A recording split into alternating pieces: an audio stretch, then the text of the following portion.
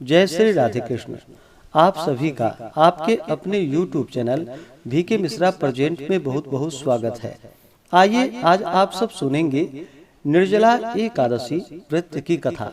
आप सभी भक्तों को निर्जला एकादशी व्रत की ढेर सारी शुभकामनाएं।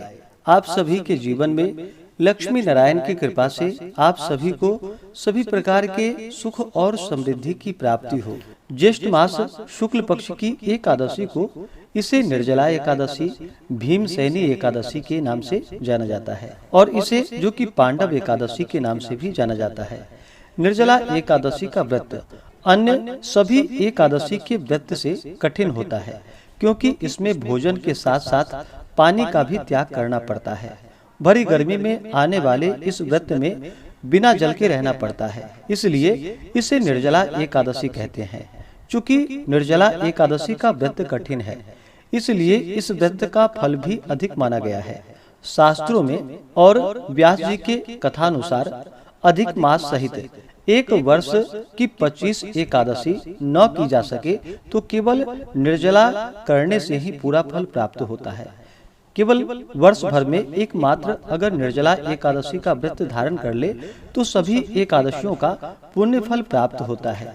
निर्जला व्रत धारण करने वाले को अपवित्र अवस्था के आचमन के सिवा बिंदु मात्र जल भी ग्रहण नहीं करना चाहिए। यदि किसी प्रकार उपयोग में लिया जाए तो उससे व्रत भंग हो जाता है। एकादशी व्रत रखने वाले को दशमी के दिन से ही नियम का पालन करना चाहिए। दशमी तिथि के दिन सूर्यास्त होने से पहले ही शुद्ध और सात्विक आहार ग्रहण करनी चाहिए। उस दिन हविष्यान्न भोजन ग्रहण करना चाहिए, जैसे कि जौ, गेहूँ, गौघृत, काली मिर्च, शर्करा आदि का प्रयोग करके भोजन ग्रहण करना चाहिए। तेल आदि का प्रयोग नहीं करना चाहिए। और दशमी की रात्रि एकादशी व्रत का स्मरण करते हुए भगवान विष्णु के नामों का स्मरण करते हुए सोना चाहिए। इस दिन ब्रह्मचर्य का पालन करना चाहिए, जहाँ तक हो सके भूमि पे शयन करे। और एकादशी तिथि के दिन सुबह ब्रह्म मुहूर्त में उठ करके नित्य क्रियाओं से निवृत्त होकर के गंगा नदी में या घर के नहाने के पानी में ही थोड़ा सा गंगा जल मिला करके स्नान करना चाहिए। शुद्ध वस्त्र धारण करना चाहिए। भगवान सूर्य देव को अर्घ्य प्रदान करनी चाहिए और व्रत के लिए भगवान से प्रार्थना करनी चाहिए। व्रत का संकल्प लेना चाहिए। भगवान से प्रार्थना करनी चाहिए कि हे भगवान विष्णु, हे माता लक्ष्मी, आज मैं निर्जला एकादशी का व्रत धारण करने जा रहा हूँ या करने जा रही हूँ। इस प्रकार से भगवान से प्रार्थना करे कि यह व्रत मेरा निर्विघ्न पूरा हो, हमें पुण्य फलों की प्राप्ति हो। एकादशी का व्रत जो कि सभी प्रकार के पापों को नष्ट करने वाली है, और जब व्यक्ति के पापों का नाश होता है तभी उनके पुण्य उदित हो पाते हैं।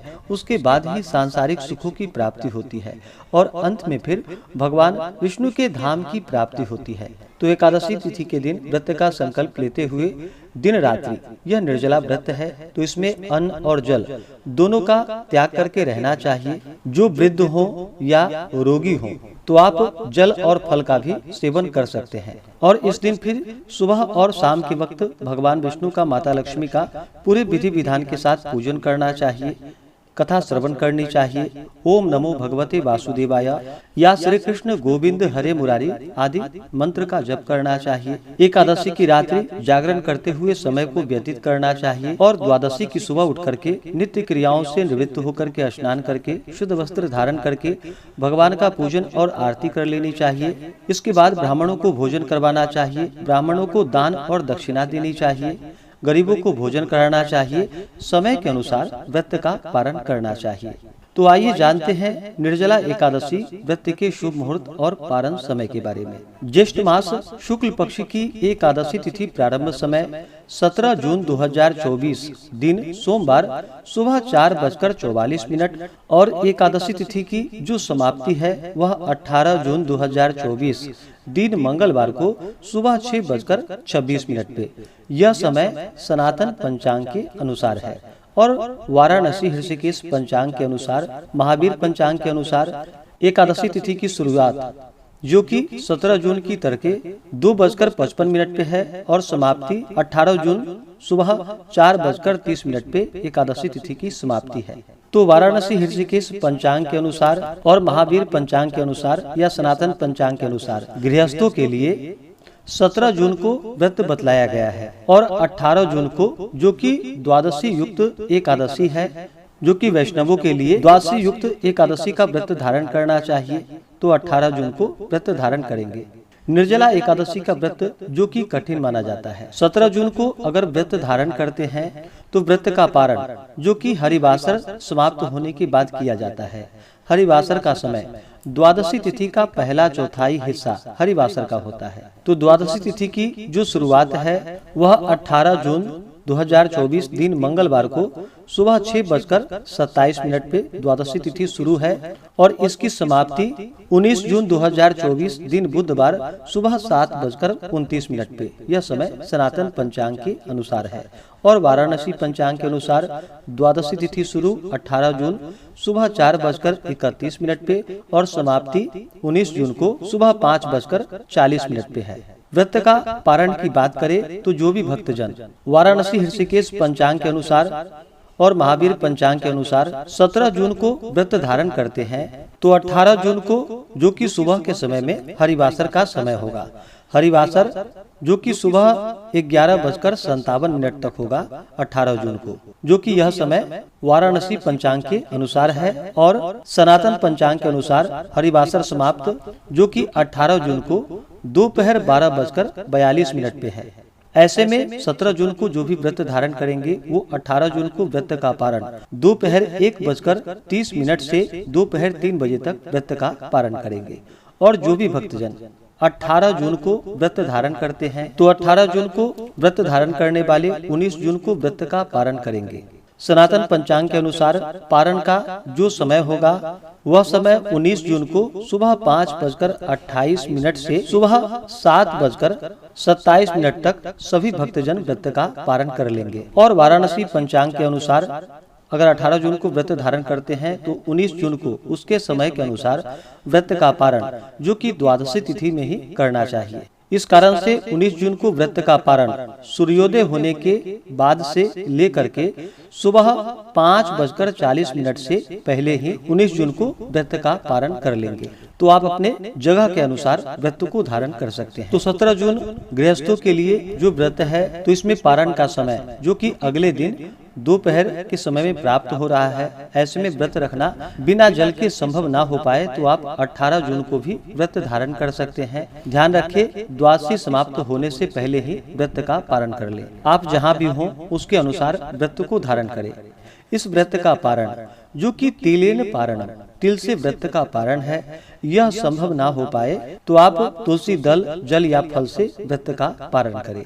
एकादशी तिथि के दिन सूर्योदय का समय सुबह 5:08 और सूर्यास्त शाम 6:50। ब्रह्म मुहूर्त का जो समय होगा वह समय सुबह 4:03 से सुबह 4:43 तक होगा। योग जो कि शिव योग होगा रात्रि 9:39 तक। उसके बाद सिद्धि योग त्रिपुष्कर योग भी बन रहा है 18 जून को, जो कि दोपहर 3:56 से अगले दिन सुबह 5:24 तक होगा।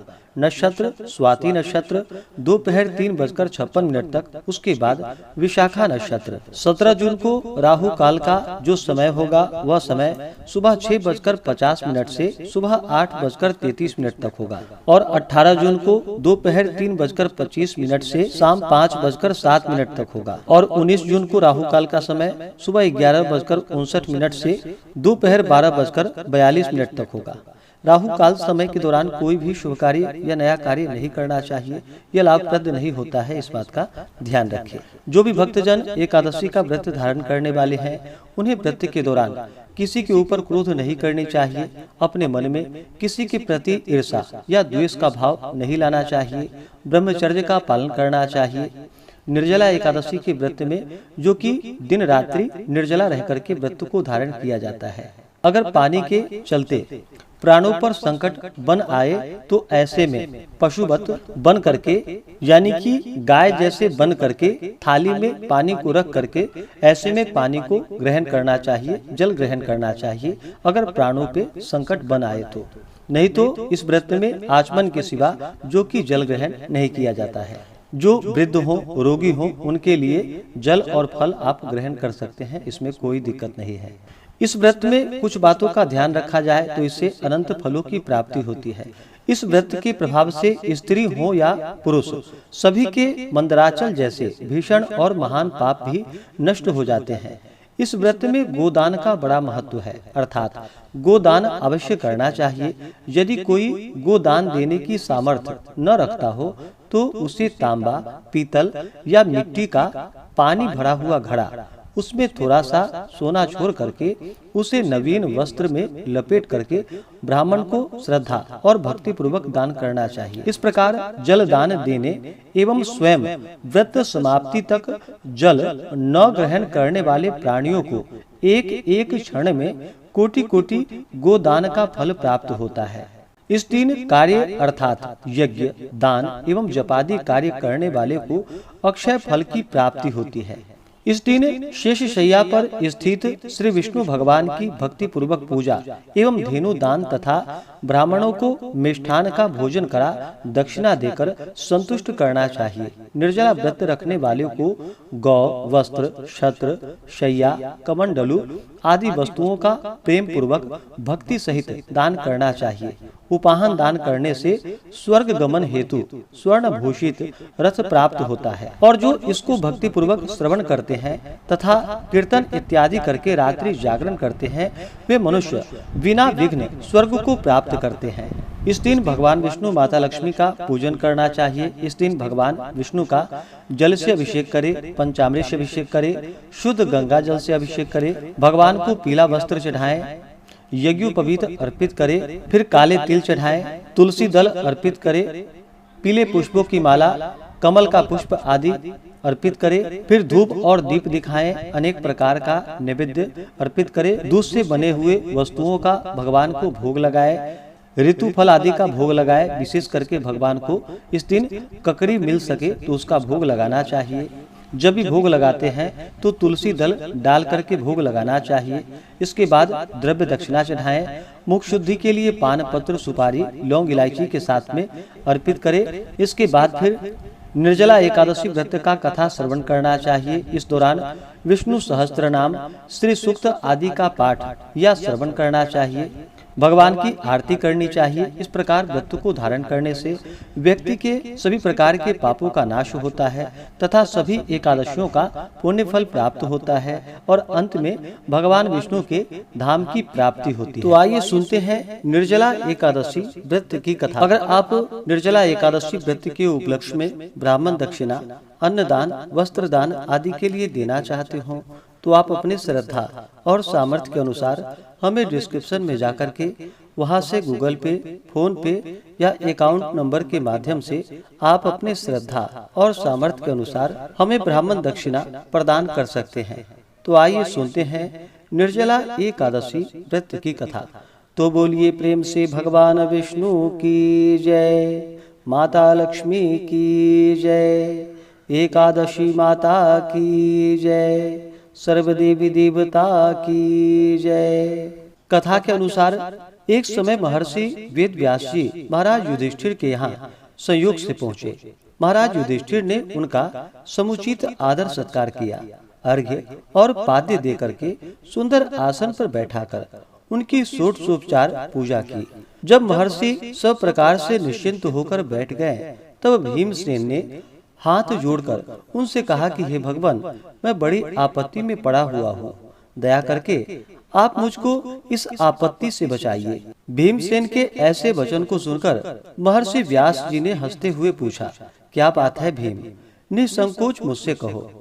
भीम ने कहा कि हे प्रभु, महाराज युधिष्ठिर, धनुषधारी अर्जुन, विचारवान सहदेव और बहादुर नकुल एवं सौभाग्यवती महारानी द्रौपदी इत्यादि सभी लोग एकादशी का व्रत करते हैं और मुझे भी विवश करते हैं कि तुम भी एकादशी का व्रत करो। महाराज, आप तो जानते ही हैं कि भीमसेन का जीवन अन्न पर ही आश्रित है। एक दिन भोजन न करने की बात तो अत्यंत दुष्कर है। एक क्षण भी बिना खाए नहीं रह सकता। तब आप ही बतलाइए कि किस प्रकार यह मेरा धर्म संकट दूर हो। भीमसेन के ऐसे वचन को सुनकर व्यास जी ने कहा, मानव धर्म की संपूर्ण कथा तो मैं तुमको सुना चुका हूँ। साथ ही वैदिक धर्म की कथा तुम्हें समुचित रूप से सुनाई है और यह भी बतलाया है और समझाया है कि कली काल में वे समस्त धर्म कार्य करना असंभव नहीं तो कठिन और दुष्कर तो जरूर है।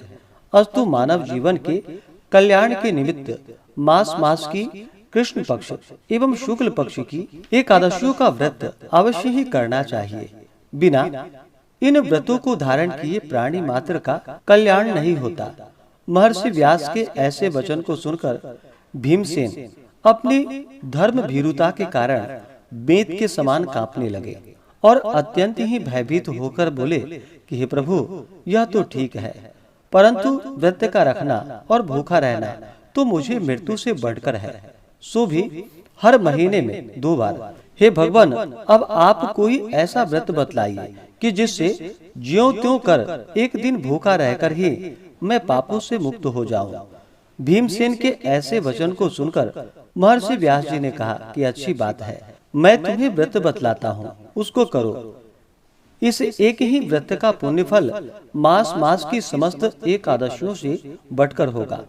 महर्षि के ऐसे वचन को सुनकर भीमसेन प्रसन्न हो गए और हाथ जोड़कर कहा कि हे प्रभु, कहिए और शीघ्र कहिए कि वह कौन सा व्रत है। महर्षि ने कहा कि व्रत ज्येष्ठ मास के शुक्ल पक्ष की निर्जला एकादशी का है। तुम श्रद्धा भक्ति सहित 10वीं को सोते समय भगवान को प्रणाम कर उनकी मानसिक पूजा करो। हाथ जोड़कर अपने मन में इस प्रकार संकल्प करो कि हे प्रभु, कल मैं ज्येष्ठ मास के शुक्ल पक्ष की निर्जला एकादशी का व्रत करूंगा। मुझे शक्ति दो कि मैं अपने व्रत को पूर्ण कर सकूं। इस प्रकार प्रार्थना करके सो जाओ। दूसरे दिन निर्जला एकादशी का दिन होगा। बिना खाए पिए निराहार और निर्जल रहो। यहाँ तक कि आचमन इत्यादि में भी जल ग्रहण न करो। इस व्रत के प्रभाव से स्त्री हो अथवा पुरुष, सभी के मंदराचल जैसे भीषण और महान पाप भी अवश्य ही नष्ट हो जाते हैं। इस व्रत में गोदान का बड़ा महत्व है, अर्थात गोदान अवश्य करना चाहिए। यदि कोई गोदान देने की सामर्थ्य न रखता हो, उसे तांबा, पीतल या मिट्टी का पानी भरा हुआ घड़ा, उसमें थोड़ा सोना छोड़कर और उसे नवीन वस्त्र में लपेट ब्राह्मण को श्रद्धा और भक्ति पूर्वक दान करना चाहिए। इस प्रकार जल दान देने एवं स्वयं व्रत समाप्ति तक जल न ग्रहण करने वाले प्राणियों को एक एक क्षण में कोटि कोटि गोदान देने का पुण्य फल प्राप्त होता है। उस दिन यह कार्य अर्थात यज्ञ, दान एवं जपादि कार्य करने वाले को अक्षय फल की प्राप्ति होती है। इस प्रकार श्री कृष्ण जी ने स्वयं कहा है। अतः फिर दूसरा पुण्य कार्य करने की क्या आवश्यकता है। विष्णु लोक की प्राप्ति इसी निर्जला व्रत के ही द्वारा हो सकती है। इस दिन फलाहार करना चाहिए। अन्न खाने वाले की अनेकों प्रकार की दुर्दशाएं होती है और वे चांडाल स्वरूप समझे जाते हैं। इस व्रत के प्रभाव से चोर, गुरुद्वेषी एवं हर प्रकार के पापियों का उद्धार हो जाता है। श्रद्धालु स्त्री एवं पुरुषों के विशेष कर्तव्य हैं। शेष शैया पर स्थित श्री विष्णु भगवान की भक्ति पूर्वक पूजा एवं धेनु दान तथा ब्राह्मणों को मिष्ठान का भोजन कराकर दक्षिणा देकर संतुष्ट करना चाहिए। निर्जला व्रत रखने वाले को गौ, वस्त्र, छत्र, शैया, कमंडलू आदि वस्तुओं का प्रेम पूर्वक भक्ति सहित दान करना चाहिए। उपाहन दान करने से स्वर्ग गमन में हेतु स्वर्ण भूषित रथ प्राप्त होता है और जो इसको भक्ति पूर्वक श्रवण करते हैं तथा कीर्तन इत्यादि करके रात्रि जागरण करते हैं, वे मनुष्य बिना विघ्न स्वर्ग प्राप्त करते हैं। तो बोलिए प्रेम से भगवान विष्णु की जय, माता लक्ष्मी की जय। तो आशा करता हूँ कि यह जानकारी आपको अच्छा लगा हो। ऐसे ही ज्ञानवर्धक जानकारियाँ प्राप्त करते रहने के लिए, व्रत पूजा के बारे में जानने के लिए, कथा को सुनने के लिए चैनल पे अगर आप पहली बार आए हैं तो चैनल को लाल बटन दबा करके सब्सक्राइब करें। साथ में बेल आइकन घंटी को दबाएं ताकि आने वाली वीडियो का नोटिफिकेशन आपको समय से मिलता रहे। वीडियो को लाइक करें, शेयर करें। सुखी रहें और स्वस्थ रहें। जय श्री राधे कृष्ण। धन्यवाद।